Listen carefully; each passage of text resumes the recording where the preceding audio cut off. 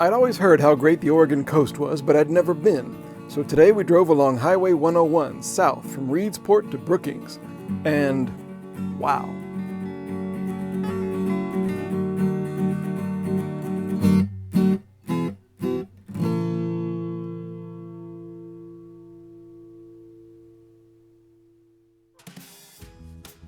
I woke up groggily, not having slept very well.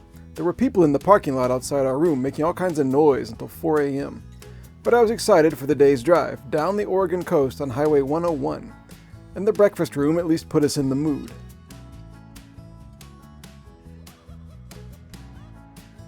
We checked out of the motel in Reedsport and were only on the highway for 5 minutes before we saw this sign and had to turn down a side road.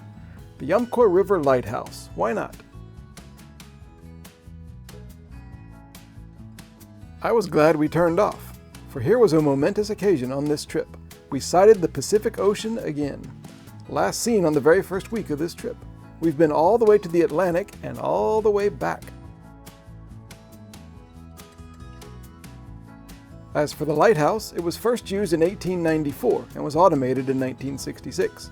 We took a tour with a guy named Rich, who knew everything about lighthouses, seemed to love giving tours, and certainly looked the part. He took us inside and let us climb up to see the light itself and the views.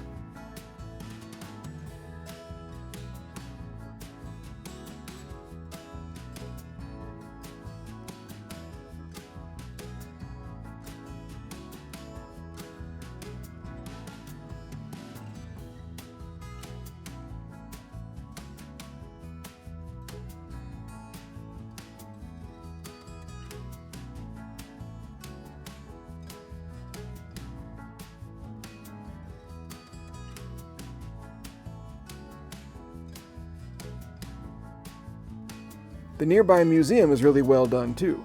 It's soaked in maritime ambience, with Coast Guard flags, sailors' knots, antique equipment, and information about life as a lighthouse keeper on the wild Oregon coast.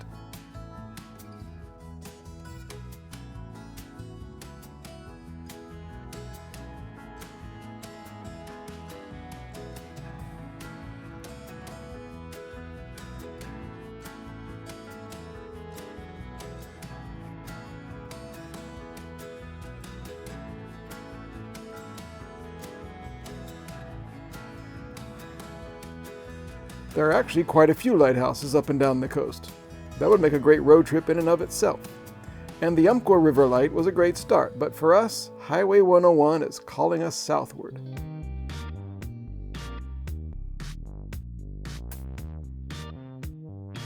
Less than 60 seconds after turning back onto the highway, we pulled off again for the views, and that really set the tone for today.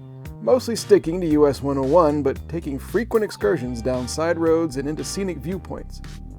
Each town, every notable bridge, and there are several here, and every vista was different and worth the time it took to seek them out.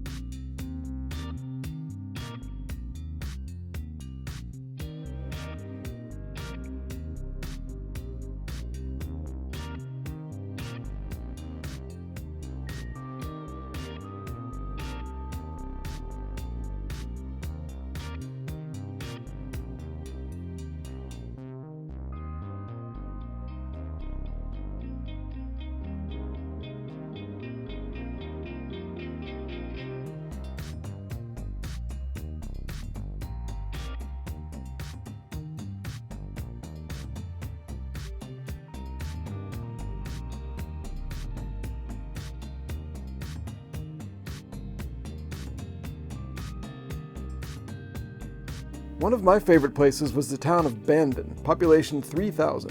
With its classic jetty and colorful waters and squinting gulls and gray wind-battered wood, it was almost too picturesque. Perfect, pure Oregon.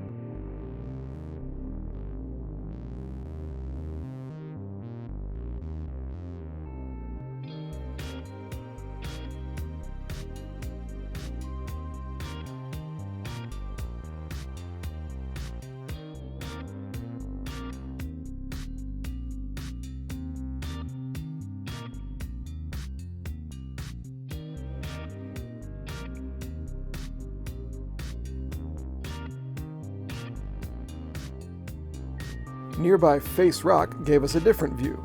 According to Native American legend, this one rock is a face. And so it is. You can see it looking up towards the upper right.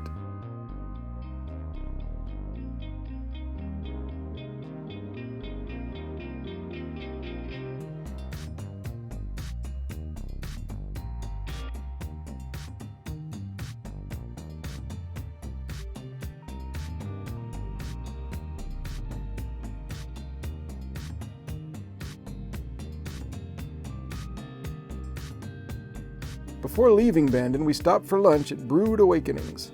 I didn't buy any of Jeremy's jewelry, but the fish and chips was fantastic.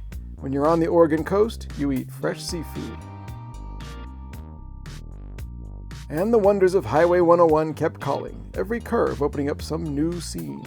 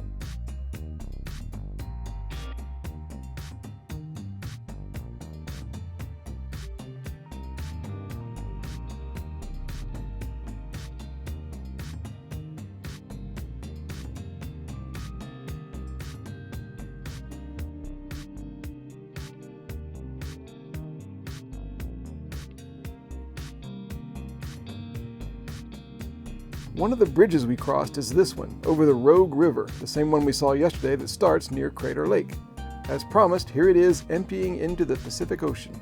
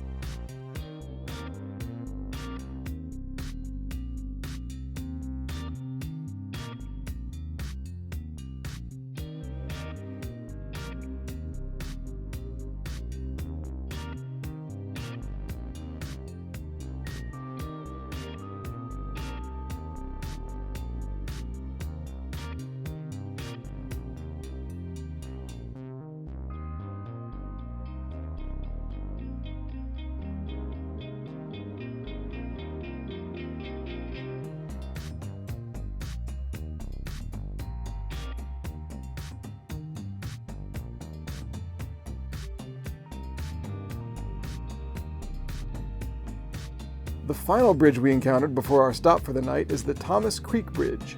It's the highest in Oregon at 345 feet. I guess that's a tribute to the height of the dramatic cliffs that drop into the sea here.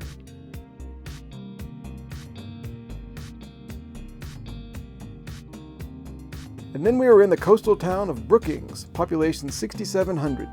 We checked into the Spindrift Motor Inn right on the water.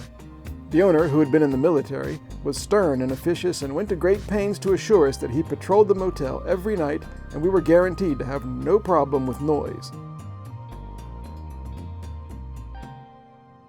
He also recommended a spot down a short path to see the sunset. So around 8 o'clock we went to check it out, although we had to ask this guy for directions on the way.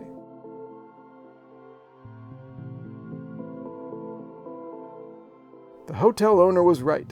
Even after nearly 3 months of sunsets, the show tonight was jaw-dropping.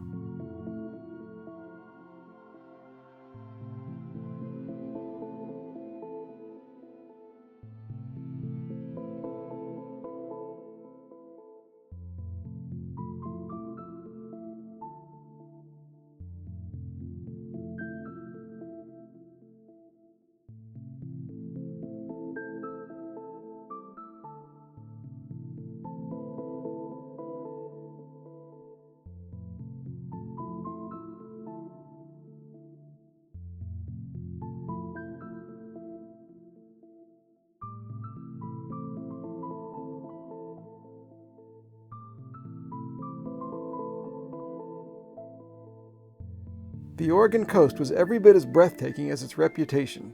Our last night in Oregon passed just as we were promised, in peace and quiet beside the great endless ocean right outside the door.